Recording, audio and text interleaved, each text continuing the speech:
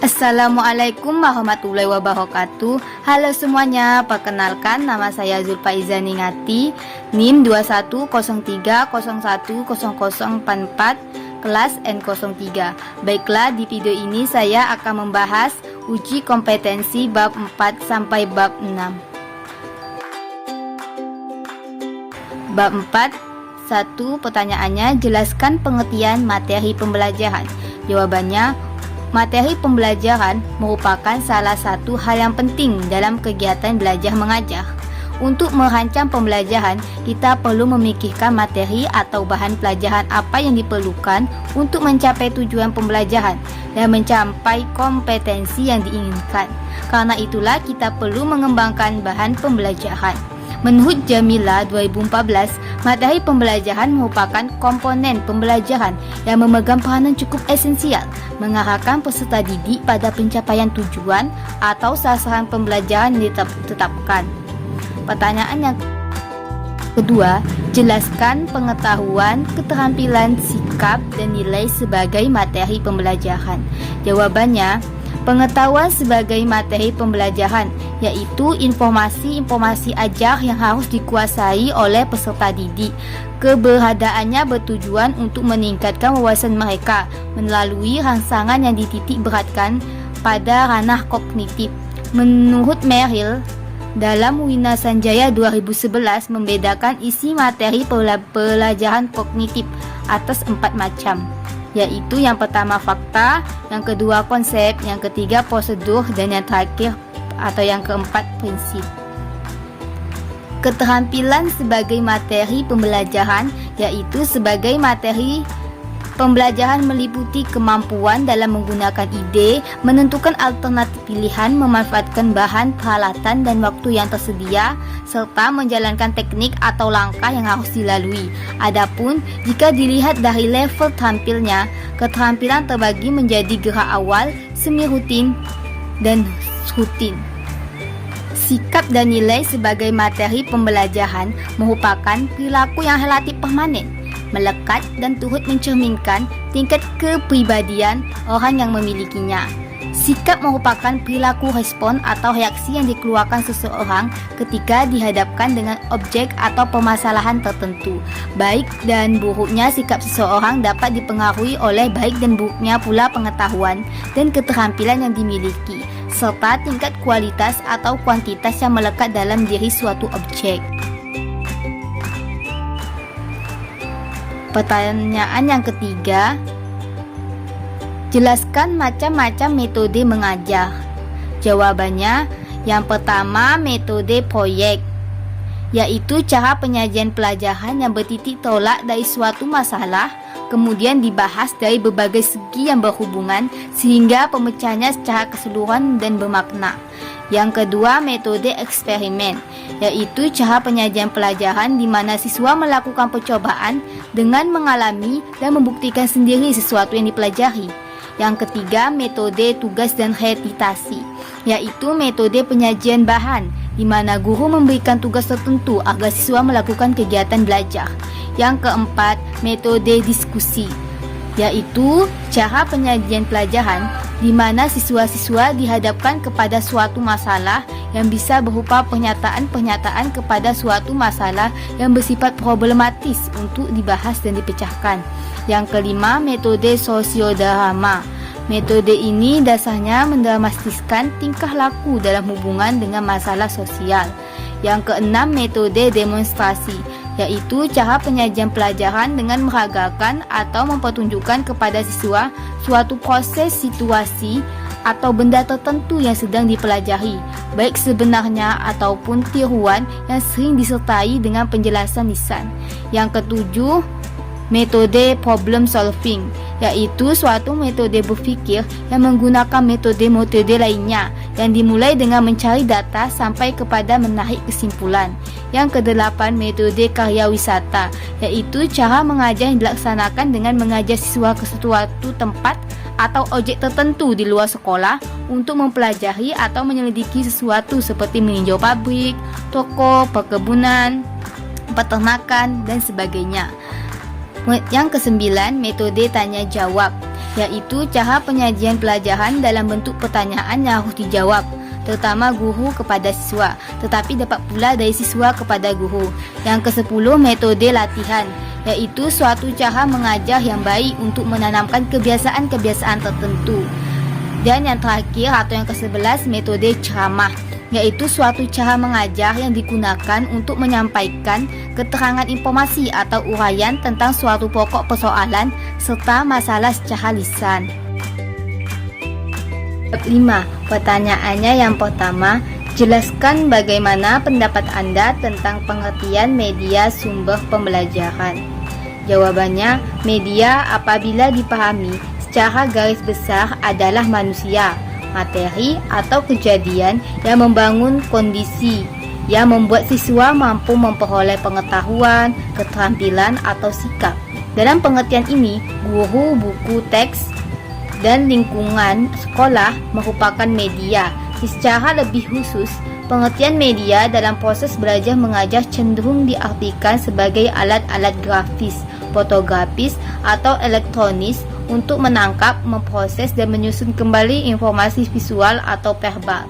Media sumber pembelajaran dapat dikatakan sebagai alat bantu pembelajaran, yaitu segala sesuatu yang dapat dipergunakan untuk merangsang pikiran, perasaan, perhatian, dan kemampuan atau keterampilan peserta didik sehingga dapat mendorong terjadinya proses belajar. Pertanyaan yang kedua, jelaskan tentang karakteristik media pembelajaran. Jawabannya,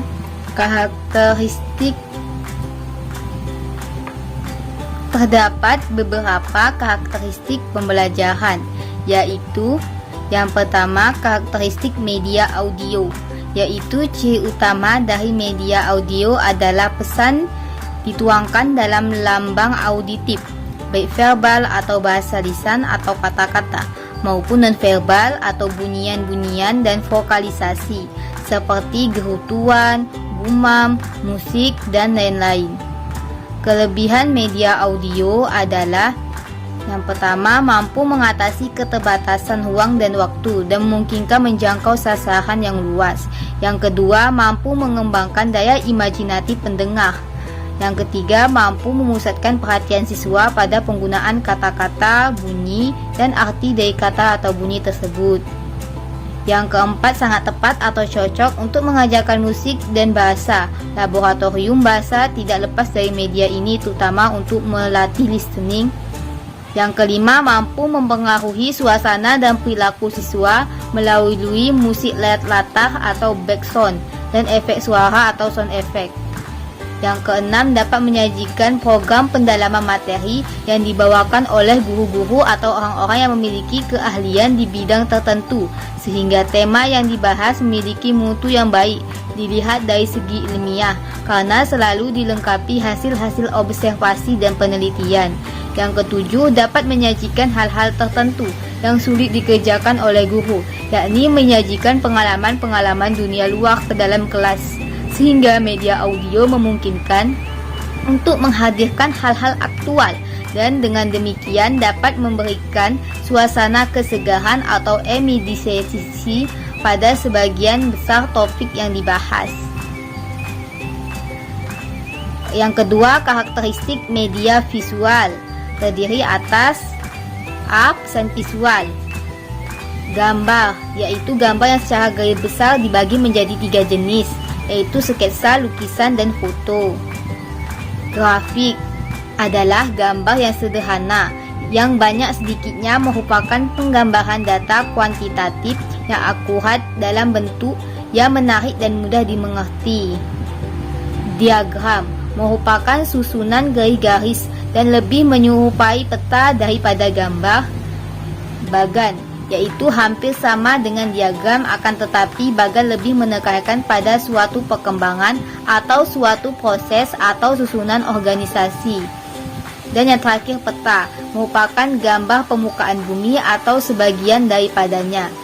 Dengan peta, orang dapat memvisualisasikan apa yang ada di permukaan bumi dan menempatkan tempat kejadian sesuatu. B. Penyalur pesan visual verbal dan verbal grafis. yaitu buku dan modul. Dilihat dari sifatnya, penyampaiannya, pesannya, buku cenderung informatif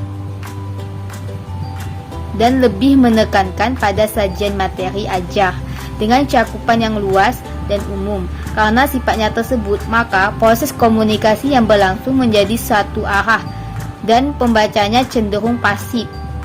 Komik mempunyai sifat yang sederhana, yang penyajiannya dalam memiliki unsur cerita yang menurut pesan yang besar tapi disajikan secara ringkas dan mudah dicerna.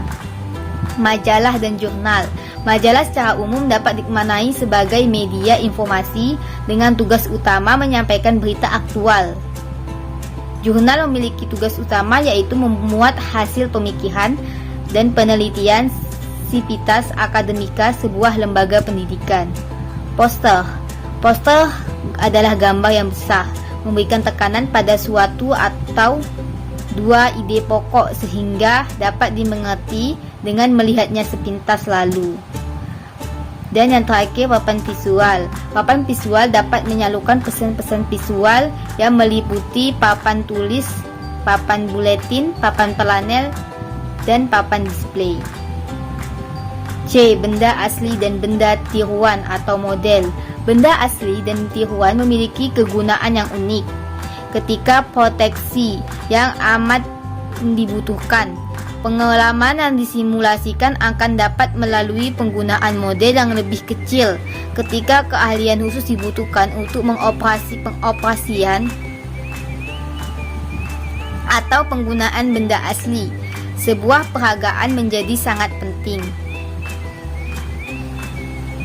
Yang ketiga, karakteristik audiovisual. Media audiovisual terdiri atas dua jenis, yaitu jenis pertama dilengkapi dengan fungsi peralatan suara dan gambar dalam satu unit yang dinamakan audiovisual murni, misalnya film. Jenis kedua adalah media audiovisual tidak murni, misalnya slide. Apa yang terlihat oleh mata dan terdengar oleh telinga lebih cepat dan lebih mudah diingat daripada apa yang dibaca saja atau didengar saja. Manfaat dan karakteristik media film adalah sebagai berikut. Yang pertama, mengatasi keterbatasan waktu dan jarak. Yang kedua, mampu menggambarkan peristiwa-peristiwa masa lalu secara realistis dalam waktu singkat. Yang ketiga, film dapat membawa anak dari satu negara ke negara lain dan dari satu masa ke masa yang lain. Yang keempat, film dapat diulang bila perlu untuk menambah kejelasan. Yang kelima, pesan yang disampaikan cepat dan mudah diingat. Yang keenam, menggambarkan pikiran dan pendapat para siswa. Yang ketujuh, mengembangkan imajinasi para peserta didik. Yang kedelapan, memperjelas hal-hal yang abstrak dan memberikan gambaran yang lebih realistis. Yang kesembilan, sangat kuat mempengaruhi emosi seseorang. Yang kesepuluh, film sangat baik menjelaskan suatu proses dan dapat menjelaskan suatu keterampilan. Yang ke-11, semua peserta didik dapat belajar dari film, baik yang pandai maupun yang kurang pandai. Dan yang terakhir, yang ke-12, menumbuhkan minat dan motivasi belajar. Pertanyaan yang ketiga, jelaskan bagaimana pemanfaatan dan penggunaan media pembelajaran terhadap peserta didik.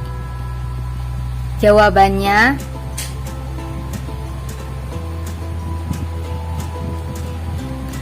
manfaat media pembelajaran dikemukakan oleh Kemp dan Dayton dalam Sihotang 2015, yaitu yang pertama, penyampaian materi pembelajaran dapat diseragamkan. Guru mungkin mempunyai penafsiran yang beraneka ragam tentang sesuatu hal. Melalui media, penafsiran yang beragam ini dapat direduksi dan disampaikan kepada siswa secara seragam. Yang kedua, proses pembelajaran menjadi lebih menarik. Media dapat menyampaikan informasi yang dapat didengar atau audio dan dapat dilihat visual, sehingga dapat mendeskripsikan prinsip, konsep, proses atau prosedur yang bersifat abstrak dan tidak lengkap menjadi lebih jelas dan lengkap. Yang ketiga, proses pembelajaran menjadi lebih interaktif. Jika dipilih dan dirancang dengan benar, media dapat membantu guru dan siswa melakukan komunikasi dua arah secara aktif. Tanpa media, guru mungkin akan cenderung berbicara satu arah kepada siswa. Yang keempat, jumlah waktu belajar mengajar dapat dikurangi. Sering kali terjadi, para guru banyak menghabiskan waktu untuk menjelaskan materi ajar, padahal waktu yang dihabiskan tidak perlu sebanyak itu jika mereka memanfaatkan media pembelajaran dengan baik. Yang kelima, kualitas belajar siswa dapat ditingkatkan. Penggunaan media tidak hanya membuat proses pembelajaran lebih efisien, tetapi juga membantu siswa menyerap materi ajar secara lebih mendalam dan utuh. Yang keenam, proses pembelajaran dapat terjadi di mana saja dan kapan saja. Media pembelajaran dapat dirancang sedemikian rupa sehingga siswa dapat belajar di mana saja dan kapan saja mereka mau, tanpa tergantung pada keberadaan guru. Yang ketujuh, sikap positif siswa terhadap proses belajar dan dapat ditingkatkan. Dengan media, proses pembelajaran menjadi lebih menarik, dan hal ini dapat meningkatkan kecintaan dan apresiasi siswa terhadap ilmu pengetahuan dan proses pencarian ilmu. Yang kedelapan atau yang terakhir, peran guru dapat berubah ke arah yang lebih positif dan produktif. Dengan media, guru tidak perlu mengulang-ulang penjelasan dan mengurangi penjelasan verbal atau lisan, sehingga guru dapat memberikan perhatian lebih banyak kepada aspek pemberian motivasi, perhatian, bimbingan, dan sebagainya. Bab 6. Pertanyaannya yang pertama, menurut Anda, apakah perencanaan evaluasi sama dengan perencanaan pada umumnya? Uraikan pendapat Anda. Jawabannya berbeda, karena pada perencanaan evaluasi adalah perencanaan yang dilakukan dengan direncanakan terlebih dahulu. Perencanaan ini terdapat tujuan, penentuan kebijakan, penentuan program, penentuan metode, prosedur tertentu, dan penentuan kegiatan berdasarkan jadual sehari-hari. Sedangkan perencanaan pada umumnya itu terdapat kegiatan yang merumuskan tujuan atau dalam rangka mencapai tujuan pembelajaran, metode untuk menilai pencapaian siswa, bahan materi yang diajarkan, cara guru mengajar, dan alat atau media yang dipersiapkan untuk digunakan dalam proses pembelajaran. Pertanyaan yang kedua, jelaskan evaluasi pendidikan biasanya dibagi menjadi dua kategori umum. Jawabannya, evaluasi pendidikan biasanya dibagi menjadi dua kategori umum. Yang pertama, evaluasi sumatif. Biasanya dilakukan dengan maksud membuat penilaian mengenai keseluruhan aktivitas dan program. Pengumpulan dan analisis biasanya ditujukan pada pengukuran hasil dan tingkat pencapaian dengan mengacu pada tujuan dan standar tertentu yang telah dipahami. Yang kedua, evaluasi formatif. Sebaliknya, mengacu pada evaluasi yang muncul selama proses atau produk itu dirancang. Evaluasi formatif biasanya digunakan untuk memperbaiki pengembangan, pun dapat dikatakan sebagai evaluasi berkelanjutan yang mengiringi upaya pengembangan atau proses perubahan yang lebih besar. Evaluasi formatif sangat banyak digunakan, misalnya saat melakukan implementasi program atau sistem pengajaran baru. Jawabannya, tahap-tahap utama dalam perencanaan evaluasi adalah: yang pertama, menentukan tujuan evaluasi. Memahami tujuan evaluasi adalah salah satu wawasan paling penting yang harus dimiliki seorang evaluator. Apapun bentuk dan pendekatan evaluasi, penentuan tujuan evaluasi akan selalu berkenaan dengan apa yang diharapkan dari pelaksanaan suatu evaluasi, yaitu output dan outcome. Yang kedua, merumuskan masalah evaluasi, yaitu masalah kurikulum. Dapat dilihat bahwa masalah yang terjadi adalah rendahnya mutu pembelajaran siswa atau bahwa hasil pembelajaran tidak sesuai dengan tujuan pembelajaran yang diharapkan. Yang ketiga, menentukan jenis data yang akan dikumpulkan. Pada tahap ini, evaluator mengidentifikasi data atau informasi dengan kebutuhan dan variabel yang akan dievaluasi. Yang keempat, menentukan sampel sesuai dengan tujuan evaluasi. Pada tahap ini, evaluator mengidentifikasi data atau informasi sesuai dengan kebutuhan dan variabel yang akan dievaluasi. Yang kelima, menentukan model evaluasi sesuai dengan tujuan evaluasi. Penentuan modal evaluasi sangat berkaitan dengan berbagai pendekatan evaluasi. Evaluator hendaknya memahami berbagai pendekatan dalam evaluasi, kekuatan dan kelemahan setiap pendekatan. Yang keenam, menemukan alat evaluasi. Penentuan alat evaluasi hendaknya sesuai dengan tujuan dan pertanyaan evaluasi yang dikemukakan sebelumnya. Yang ketujuh, merencanakan personal evaluasi. Personal evaluasi di sini adalah seluruh sumber daya manusia yang tersedia dan terlibat untuk pelaksanaan evaluasi, termasuk di sini antara lain adalah evaluator atau tim evaluator, klien yang meminta evaluasi, dan evaluan atau objek berevaluasi. Yang kedelapan, merencanakan anggaran. Anggaran dan pembiayaan kadang bisa menjadi kendala untuk keberhasilan pelaksanaan evaluasi. Dana yang tidak sesuai dengan perencanaan anggaran bisa menghambat jalannya program. Dan yang kesembilan atau yang terakhir, merencanakan jadwal kegiatan. Perencanaan jadwal kegiatan dapat didasarkan pada permintaan klien, kebutuhan program, atau berpatokan pada kriteria dan peraturan tertentu. Baiklah, sekian pembahasan uji kompetensi bab 4 sampai bab 6. Saya akhiri dengan wassalamualaikum warahmatullahi wabarakatuh.